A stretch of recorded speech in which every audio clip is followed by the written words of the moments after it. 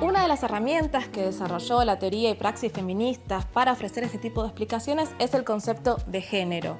En una de sus definiciones más clásicas, que es la de la historiadora feminista Joan Scott, se sostiene que la noción de género sirvió para insistir en la cualidad fundamentalmente social de las distinciones basadas en el sexo.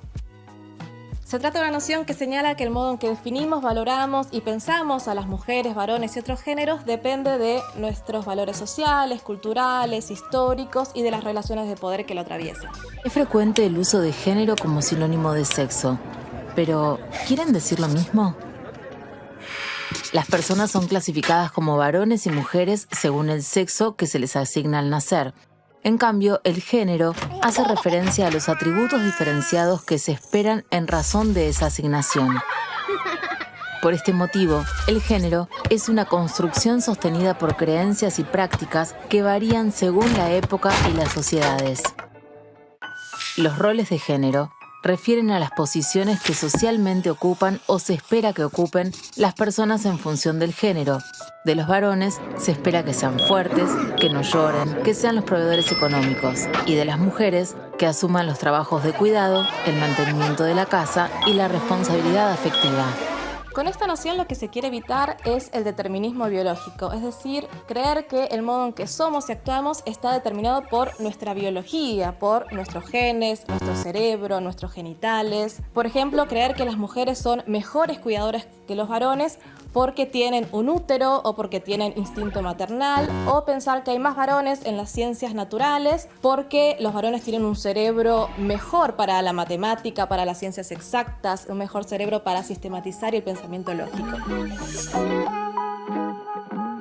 En ese sentido, la teoría feminista diferenció género de sexo. Si sexo remite a la dimensión material, corporal, biológica, género remite, en cambio, a los sentidos sociales que se adosan sobre el sexo. Es decir, que el sexo remitiría al cuerpo y el género a lo simbólico. Y no tenemos tiempo acá para desarrollar más esto, pero esta distinción entre sexo y género fue muy disputada al interior de la teoría feminista, especialmente por aquellas que sostienen que el sexo mismo, el cuerpo, está mediado también por nuestras representaciones culturales y que lo simbólico también tiene una dimensión material. Volviendo a la noción de género, hay muchísimas autoras que desarrollaron esta idea, desde la frase tan conocida de Simone de Beauvoir, uno no nace mujer, llega a serlo, hasta la obra de historiadoras y antropólogas latinoamericanas como Dora Barrancos, Marta Lamas, Rita Segato. La idea de fondo es que el hecho de que haya habido instituciones patriarcales a lo largo del tiempo y del globo no vuelve al patriarcado inevitable. Esta idea de que el patriarcado es inevitable aparece, por ejemplo, en libros como el del sociólogo Steven Goldberg del año 1973, que sostiene que la dominación masculina depende de la diferencia biológica entre varones y mujeres y de la diferencia de fuerzas que hay entre varones y mujeres. Una de las autoras que nos permite pensar en esta noción de género es Judith Butler, especialmente con su teoría de la performatividad de género. Lo que sostiene Butler es que el género es un hacer, una actuación, actuamos nuestro género y lo hacemos como cualquier actor o actriz de teatro. Aprendemos un guión, lo interpretamos y tenemos cierto margen para improvisar. Este guión está conformado por normas que regulan las formas correctas de ser varón y mujer y que las regulan mediante premios y castigos. Así, mientras adoptemos formas aceptables de ser varón o mujer u otros géneros, recibiremos ciertos beneficios y mientras nos alejemos de estas normas, recibiremos en cambio castigos o sanciones. Algo que también nos enseña Butler es que estas normas presumen y fomentan la heterosexualidad obligatoria de varones y mujeres. La noción de heteronormatividad significa que se da por sentada la naturalidad, la originalidad, la preeminencia de la heterosexualidad por sobre otras orientaciones sexuales. Pero esto no siempre fue así. Como muestra la historiografía queer, por ejemplo, en la Grecia clásica era bastante común y aceptable para varones tener sexo entre varones e incluso para varones tener sexo con jovencitos. Los estudios trans agregan una noción que es muy importante para entender nuestras normas de género, que es la de cisexismo. Por cisexismo entendemos la discriminación, violencia y vulneración hacia las personas trans por considerar a la identidad trans menos real, menos válida que las identidades cis, es decir, no trans. En nuestro país, a pesar de tener leyes tan importantes como la Ley de Identidad de Género o la Ley de Cupo Laboral Trans, los estudios muestran que seguimos siendo un país sumamente cisexista. Pero sí, como afirma Butler, todos actuamos nuestro género. Esto vale para todas las identidades y orientaciones sexuales, cis o trans, hetero o gay. No hay identidades o orientaciones más naturales, más originales, más reales que otras. Todos actuamos nuestro género, todos seguimos un guión que no inventamos, que nos exceden y que, por suerte, también podemos ir modificando. Para resumir, los feminismos y estudios trans nos muestran que aquello que parece inevitable, necesario en términos de género, en realidad es contingente, es el resultado de fuerzas históricas, sociales y políticas. Pensar al género y la sexualidad de este modo implica dejar de buscar esencias y centrarse más bien en los cambios, en las posibilidades y en los espacios para la transformación. Soy Karin Gramático, docente investigadora de la UNAG y miembro del programa de estudios de género.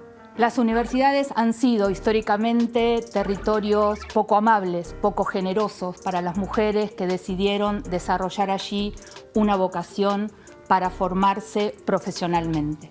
Elitistas, patriarcales y por eso refractarias a la presencia femenina, las universidades argentinas recibieron un sacudón a mediados de la década del 60 del siglo XX, cuando vieron sus aulas ocupadas por una cantidad impresionante de muchachas como nunca antes visto.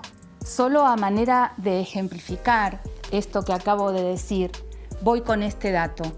En 1958, la matrícula de la Universidad de Buenos Aires estaba compuesta por un 26% de mujeres. En 1971, ese porcentaje aumentó al 41%. No voy a detenerme aquí en las razones de esta masificación de la matrícula universitaria, ni tampoco en las razones de esta presencia masiva de mujeres en las instituciones de educación superior. Simplemente quiero poner de manifiesto que los años 60 fueron una época de fuertes impugnaciones a la autoridad en todas sus manifestaciones y que esas impugnaciones vinieron de la mano de las juventudes y de las mujeres. Lo cierto es que esta presencia significativa de mujeres en las universidades argentinas no se tradujo en un cambio cualitativo a favor de la igualdad de género, como tampoco lo hizo la reforma universitaria de 1918.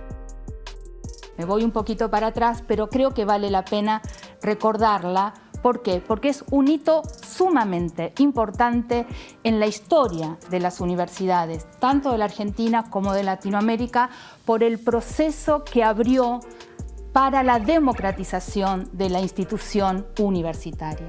La reforma del 18 posibilitó que el estudiantado se sumara a los órganos de gobierno, estableció la libertad de cátedra, permitió el acceso a los cargos docentes a través de concursos, pero dejó sin tocar esas estructuras invisibles pero efectivas que impedían que una mujer sea directora de un laboratorio, que fuera titular de cátedra o asumiera responsabilidades en el gobierno de las universidades. El retorno a la democracia en 1983 trajo importantes cambios en la sociedad argentina y en la vida de las universidades también. Gradualmente, y no sin dificultad, las feministas universitarias llevaron adelante planteos para erradicar esas marcas patriarcales que han caracterizado y aún caracterizan a las universidades y comenzaron a plantear la necesidad de introducir políticas de género. Este proceso se aceleró notablemente en los últimos años gracias a esa sinergia hermosa y exigente que se viene dando entre las calles y las aulas de las universidades.